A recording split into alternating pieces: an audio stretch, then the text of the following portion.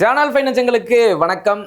இன்றைக்கு மேகதாது அணை கர்நாடகா கட்டப்போகுது அப்படின்னு அவங்களுடைய கருத்தை ரொம்ப தெளிவா ரொம்ப அகங்காரமாவே சொல்லிட்டு இருக்காங்க. நம்ம தமிழகத்திலிருந்து தாவேக்கா எந்த குரலுமே கொடுக்கல அப்படின்னு சொல்லி திமுக மற்ற எதிர்கட்சிகள் எல்லாமே விமர்சனங்கள் வச்சுக்கிட்டு தான் இருக்காங்க. ஆனால் தமிழக அரசு குரல் கொடுக்காம இல்ல, தாவேக்கா அரசு குரல் கொடுக்காம இல்ல. விஜய் அவர்கள் ஒரு முக்கியமான கருத்தை பதிவிட்டிருக்கிறார். அதாவது ஆலமட்டி அணை, இது எத்தனை பேருக்கு தெரியும்? இந்த அணை குறித்தான ஒரு தீர்ப்பு 2000 வழங்கப்பட்டது உச்சநீதிமன்றத்தால். அதை குறிப்பிட்டு முதல்வர் விஜய் அவர்கள் இன்றைக்கு ஒரு முக்கியமான கருத்தை பதிவிட்டிருக்காரு. மேகதாது அணை கட்டக்கூடாது அப்படின்னு சொல்லிட்டு. இந்த ஆலமட்டி அணை அப்படிக்கான தீர்ப்பு அப்படின்றத நான் பின்னாடி சொல்றேன். முதல்ல குறிப்பா உங்கள்கிட்ட நான் என்ன தெரிவிக்கணும் அப்படின்னா, இந்த மேகதாது அணை இவங்க கட்ட சொல்லக்கூடிய காரணம் என்னன்னு பாத்தீங்கன்னா, எங்களுக்கு 2018 உச்சநீதிமன்றம் தீர்ப்பு வழங்கியது. அதாவது தமிழகத்திற்கு 192 டிஎம்சி நீர் வழங்கப்பட்டு வந்தது 2007 அந்த காலகட்டம் முதல். 2018 தீர்ப்பில் என்ன சொன்னாங்க அப்படின்னா, 192 டிஎம்சி தமிழகத்திற்கு போகக்கூடிய அந்த தண்ணீரானது 177.25 குறைக்கப்படுகிறது. கிட்டத்தட்ட 14.75 டிஎம்சி தண்ணீர் வந்து நிறுத்தப்படுகிறது தமிழகத்திற்கு. அந்த தண்ணி வந்து அப்படியே கர்நாடகா யூஸ் பண்ணிக்கலாம் அப்படின்னு சொல்லிட்டாங்க. இப்ப 270 டிஎம்சி தண்ணீர் இருந்த அந்த கர்நாடகாவிற்கு இப்போது 284.75 டிஎம்சி தண்ணீர் பயன்படுத்திக்கலாம். நீங்க சொன்னது போல பெங்களூர் இருக்கக்கூடிய மக்களுக்கு குடிநீருக்கு பயன்படுத்திக்கலாம், தொழிற்சாலைகளுக்கு பயன்படுத்திக்கலாம் அப்படின்னு சொல்லி அன்றைக்கு உச்சநீதிமன்றம் தீர்ப்பு வழங்கி விட்டது 2018 பிப்ரவரி 16. இப்போ அதுல குறிப்பாக தமிழகத்திற்கு 14.75 டிஎம்சி குறைஞ்சிருச்சு. Right, okay. கேரளாவுக்கு 30 டிஎம்சி அது ஆஸ்யூஷுவல் போயிட்டு தான் இருக்கு. அதே மாதிரி புதுச்சேரிக்கும் பாத்தீங்க அப்படின்னா 7 டிஎம்சி அவங்களுக்கு ஆஸ்யூஷுவல் போகுது. தமிழகத்திற்கு வரக்கூடிய இந்த நீர் வரத்து மட்டும் குறைக்கப்படுது. அது மட்டும் இல்லாம இந்த தீர்ப்பானது 15 ஆண்டுகளுக்கு இது செல்லுபடியாகும். இந்த தீர்ப்பை அமல்படுத்துறதுக்கு காவிரி நீர் மேலாண்மை ஆணையம் அமைக்கணும் அப்படின்னு சொல்லி அன்றைக்கு உச்சநீதிமன்றம் உத்தரவு போட்டது 2018. நமக்கு 14.75 குறைஞ்சது போகுது. ரைட், ஓகே, விட்டாச்சு. ரைட்டு, வரக்கூடியதையாச்சும் சரியா அனுப்புங்க. நமக்கு வரக்கூடிய 177.25 டிஎம்சி தண்ணீரையாச்சும் ஒழுங்கா அனுப்பணும் அப்படின்னு நம்ம அதுக்கடுத்து அதற்கு குரல்களை கொடுத்துக்கிட்டு வரோம். வந்து அந்த 14.75 வேணும்லாம் நான் கேட்கல. அடுத்து நீங்க 177.25 சொன்னீங்கல்ல டிஎம்சி, அதை சரியாக தமிழ்நாட்டுக்கு கொடுங்க அப்படின்னு நம்ம அன்றைக்குல இருந்து கேட்டுக்கிட்டு இருக்கோம். அப்படிப்பட்ட அந்த சூழ்நிலையில இவங்க நாங்க மேகதாது அணை கட்ட போறோம் அப்படின்னு சொல்லி கர்நாடகா ஒரு முடிவு எடுக்கிறாங்க. ஏன் இப்படி எல்லாம் இந்தியாட்ட நாட்டுல தான் நம்மளா இருக்கோம், இவங்க மட்டும் ஏன் இப்படி வந்து இது எங்களோடது, நாங்க கொடுக்க மாட்டோம், எங்களுக்கு என்னென்ன வேணுமோ தேவைகள்லாம் பண்ணிக்குவோம் அப்படின்னு சொல்லுது. அப்புறம் எதற்காக மத்திய நீர் ஆணையம், சென்ட்ரல் வாட்டர் கமிஷன் எதுக்காக போடுறீங்க? எல்லாத்தையும் கலைச்சிட்டு போயிருங்க பேசாம. கர்நாடகா அப்படி முடிவு எடுக்கிறான்னா அதற்கு தீர்க்கமா பதில் சொல்ல வேண்டியது யாருடைய கடமை? ஒரு கமிஷன் போட்டிருக்கீங்க, ஒரு இந்திய நாடுன்னு வச்சிருக்கோம், நீதிமன்றம் வச்சிருக்கோம், நீதிமன்றம் தீர்ப்பு வழங்கி இருக்குது. இந்த தீர்ப்பையும் மீறி நான் மேகதாது அணை கட்டுவேன் அப்படின்னா அது என்ன நியாயம்? இது தமிழ்நாட்டில் இதை பத்திய புரிதல் நிறைய பேருக்கு இல்லாம இன்னும் அப்படியே மௌனம் காத்துக்கிட்டு இருக்கீங்க இருந்து. இதற்கு உடனடியாக குரல் கொடுத்தே ஆக வேண்டும். இதில் நம்ம குரல் கொடுக்காம விட்டுட்டோம் அப்படின்னா வச்சுக்கோங்க, இதை விட நம்ம அப்புறம் இந்த 14.25 விட்டம் பாருங்க, அதை விட இன்னும் மோசமான நிலைக்கு போகும். நம்ம சாப்பிட்ற சாப்பாடு விவசாயம் பண்ணி கொடுக்குறான் பாரு, அது நடக்கவே நடக்காது. இவ்வளவு கத்துறோம்னா யாருக்காக? எல்லாம் உங்களுக்காக தான். நீங்க நினைச்சிட்டு இருப்பீங்க நமக்கு அதுக்கு சம்பந்தம் இல்ல, நமக்கு குடிக்க தண்ணி இருக்கு, சாப்பாடு தட்டுக்கு வந்துருதுன்னு. இதுல மிகப்பெரிய ஒரு சதி விவசாயிகள் மிகப்பெரிய அளவுல பாதிக்கப்படுவாங்க. கர்நாடகா என்ன சொல்லுது? நாங்க மேகதாது அணை ஏன் கட்டுறோம்னு கேட்கிறோம்னா, அன்றைக்கு 2018 நீதிமன்றம் உச்சநீதிமன்ற தீர்ப்பு வழங்குச்சு இல்ல, 14.25 டிஎம்சி தண்ணீர் எக்ஸ்ட்ரா வருது, 270ன்றது 284.75 கர்நாடகத்துக்கு ஒதுக்கிட்டோம் நீதிமன்றம் சொன்னுச்சு இல்ல. அந்த 14.75 டிஎம்சி நம்பர் அந்த நீரை வந்து நாங்க பயன்படுத்திக் கொள்வதற்காக, அதை நாங்க தேக்கி வைப்பதற்காக தான் இந்த அணைன்னு ஒரு கதை விட்டுருக்கு. ஏப்பா, 14.75 டிஎம்சி தண்ணீர் தேக்கி வைக்க 61.16 டிஎம்சி கொள்ளளவு கொண்ட ஒரு அணை வேணுமா? அதுவும் தமிழ்நாட்டிலிருந்து ரொம்ப பக்கத்துல, வெறும் 4 கிலோமீட்டர் தூரத்துல நீ இந்த அணையை கட்டினா தமிழ்நாட்டு நிலைமை என்ன யோசிச்சு பாரு. இந்த காவிரி தாய் ஓடோடி வந்து என் தமிழ்நாட்டின் டெல்டா மாவட்டங்களில் போய் விழுந்தா மட்டும்தான் இங்க ஒவ்வொரு தட்டுலையும் சாப்பாடு வந்து விழுகும்.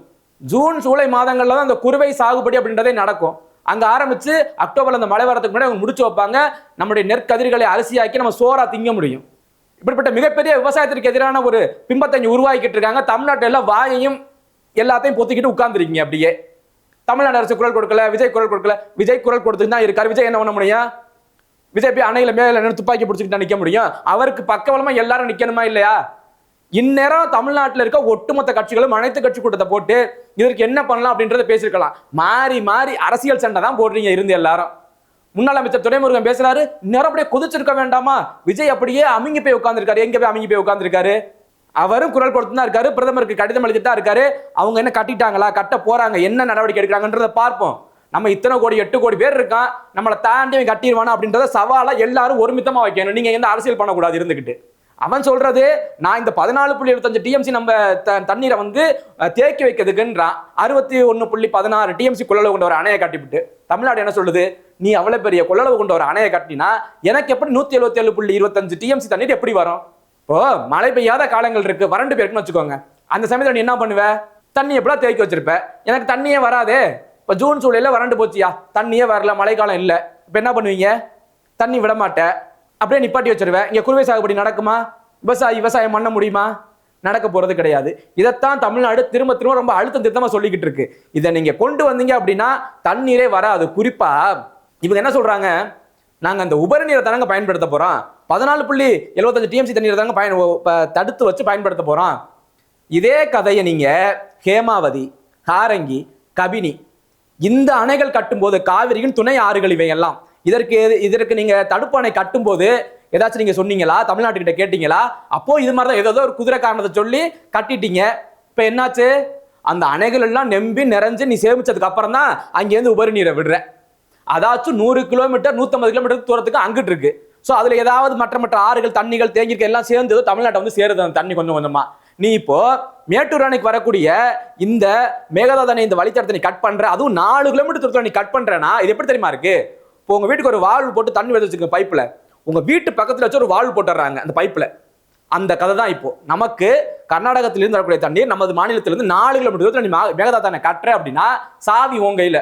அவன் நினைச்சா திறந்து விடுவான், இல்லைன்னா பூட்டி வச்சுட்டு இருக்க வேண்டியதான். இப்போ மழை இல்லாத காலங்கள்ல அவன் முதல்ல நிரப்புறது இந்த அணையை தான் நிரப்புவான். நம்ம பாடல இருக்கக்கூடிய இந்த மேகதாது அணையை நிரப்பிட்டு தான் அப்படியே பாருங்க இவன் நிரப்புவான். இது முடிஞ்சதுக்கு அப்புறம் தான் உபரி நீர் நமக்கு விடுவான். இதுக்குத்தான் அவன் அவ்வளவு திட்டம் தீட்டி இந்த மேகதாது அணையை கட்டியே தீருவோம்னு விடாபடியா இருக்கானுங்க. இவனுக்கு லட்சணம் ஹேமாவதி, ஹாரங்கி, கபினி அந்த துணை ஆற்றுகள்ல வந்து காவிரியின் துணை ஆறுகள்ல அணை கட்டும் போது தெரிஞ்சு போச்சு நமக்கு அந்த லட்சணம் இவன் எதுக்காக அப்படின்ட்டு. இதுல சொல்றியா நீ உபரி நீரை நாங்க வந்து தேக்கி வைக்கிறதுக்காகன்னு, அந்த ஆத்துல நீ என்ன பண்ண, இந்த 3 துணை ஆறுகளே நீ என்ன பண்ண கர்நாடகா, நீ யோக்கியனா? எத்தனை பேர் தமிழ்நாட்டுக்காரன் இதை நீ கொஞ்சம் அறிவுபூர்வமா சிந்திச்சு கொஞ்சம் படிச்சு பாத்தீங்கன்னா உங்களுக்கே புரியும், டீடைல்ஸ் பாத்தீங்கன்னா உங்களுக்கே புரியும். உச்சநீதிமன்றம் இவங்க சொல்றாங்க, மத்திய அமைச்சர் இணையமைச்சரே சொல்றாப்புல, உச்சநீதிமன்றம் எந்த இடத்துலையும் குறிப்பிடல தமிழகத்தின் கருத்துக்களை கேட்கணும் அப்படின்னு சொல்லிட்டு. யாருங்க சொன்னது? விதி 18 அதை நீதிமன்றம் ஏற்றுக்கொண்டுள்ளது. அதாவது காவிரி நடுவர் மன்றம் இருக்கக்கூடிய அந்த விதி 18 உச்சநீதிமன்றம் ஏற்றுக்கொண்டுள்ளது. நீங்க ஒரு அணை கட்ட போறீங்க அப்படின்னா உங்களுக்கு கீழே இருக்கக்கூடிய மாநிலம் நீர் பகிர்வுல பாதிக்காம இருக்கணும், அவங்களுடைய கருத்துக்களையும் ஆட்சேபனைகளையும் கேட்க வேண்டும் அப்படின்னு சொல்லி விதி 18 உச்சநீதிமன்றம் ஏற்றுக்கிட்டு இருக்கு. ஏற்றுக்கொண்டால் அப்ப அதை இது சொல்லணுமா, வேற வாயால ஸ்டேட்மெண்ட் வேற கொடுக்கணுமா உச்சநீதிமன்றம் தனியா? மத்திய இணையமைச்சர்கள் நான் சொல்ல சவுத்தியர்களுக்கு சொல்ல கடமைப்பட்டிருக்கேன். ஏங்க ஸ்டாண்டை மாத்தி பேசுறீங்க? உங்க அரசியல் காரணங்களுக்காக மக்கள் பிழைப்பிழைய விளையாடுவீங்க. எவன் வைத்தவனா அடி, ஏதோ ஒரு பாவ மன்னிப்பு கிடைக்கும். ஆனா விவசாயி வைத்த நீ அடிச்சுன்னு வச்சுக்க, எந்த காலத்திலும் குடும்பமும் வழங்காது, குட்டியும் வழங்காது. அதான் என்னுடைய சாபமா இருக்கும். ஏன்னா இந்த குறுவை சாகுபடி அவன் பண்ணாதான் அடுத்தடுத்த சாகுபடிகள் சம்பா அப்ப அதுக்கு அடுத்தக்கூடிய சாகுபடியை பண்ண முடியும். நீ இந்த சாகுபடிக்கு தண்ணி வரலன்னா என்ன பண்ணுமா? விவசாயியின் நிலைமை எங்க பார்த்தாலும் எவன் பெரிய அடி வாங்குறானோ இல்லையா நம்ம நாட்டுல, விவசாயி தான் வருடம் முச்சும் அடி வாங்குறது, பெரிய அடிகளை வாங்குறது விவசாயி தான். இப்ப இந்த மேகதாது அணை வந்தது அப்படின்னா தமிழ்நாட்டுல நல்லா சொகுசா திங்கிற பாரு, 50 பேருக்கும் விலையேற்ற எங்கெங்கேயோ போகும், சாப்பாடு இல்லாம தடுமாறுவ. விவசாயியின் கண்ணீர் சொல்றேன் நான். அவன் கண்ணீர் விட்டு அழுதானா இங்க ஒருத்தர் நல்லா இருக்க முடியாது. இந்த மேகதாது அணை கட்ட விடக்கூடாது அப்படின்றத எல்லாரும் நிலைப்படாம இருக்கு. இதுல தயவு செஞ்சு அரசியல் பண்ணிடாதீங்க.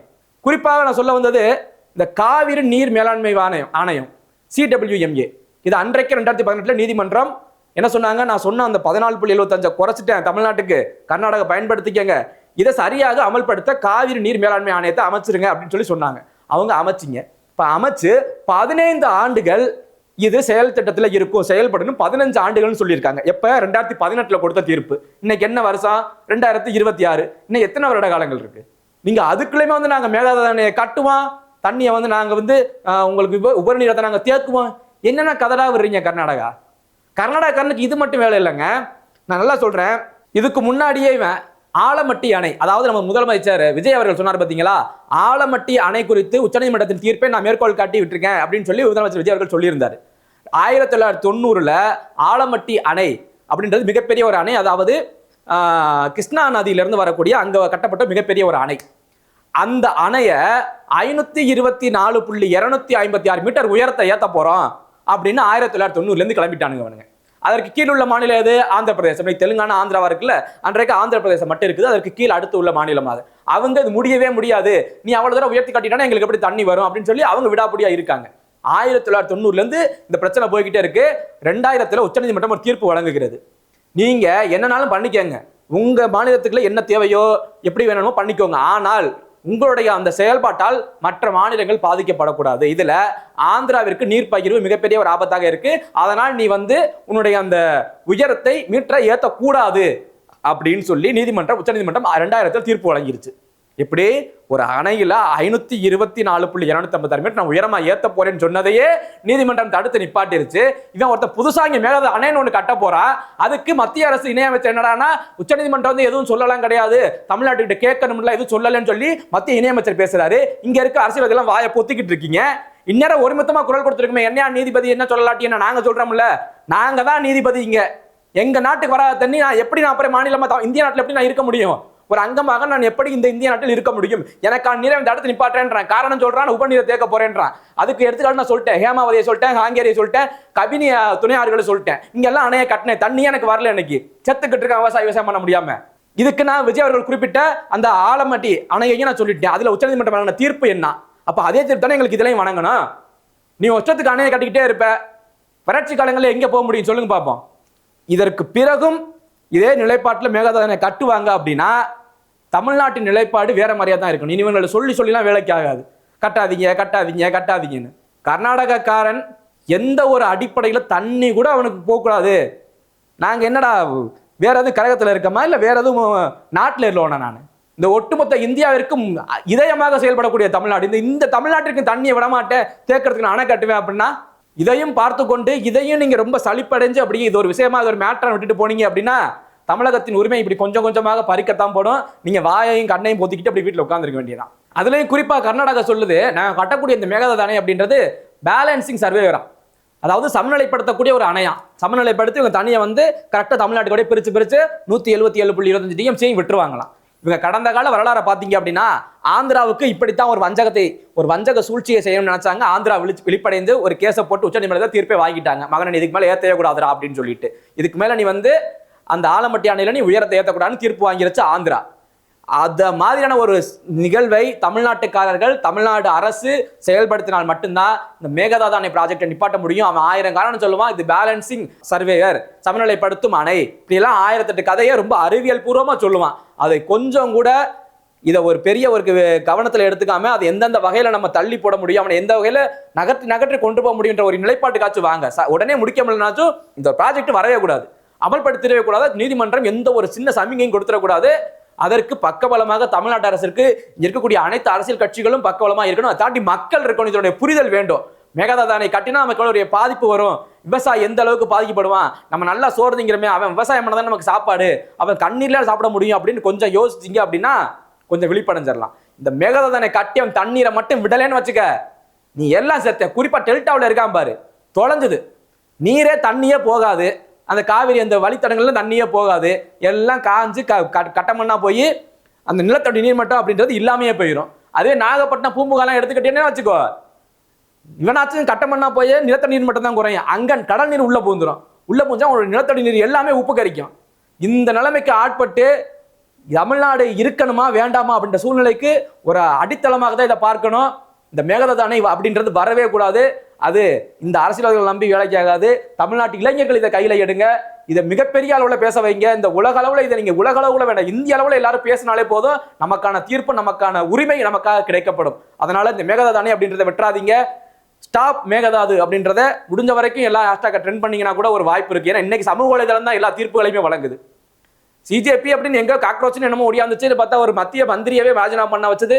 இந்த அளவுக்கு இளைஞர்களால் முடியும் அப்படின்னா நம்ம தமிழ்நாட்டுக்கான உரிமையை நம்மளால் பெற முடியும். அதனால் விட்டு கொடுத்துறாதீங்க. நமது உரிமை, நமது நீர், நமது காவிரி தாய், விட்டு கொடுத்துறாதீங்க. ஒரு கையாக செயல்படுவோம், ஓர் அணியில் நிற்போம். நன்றி.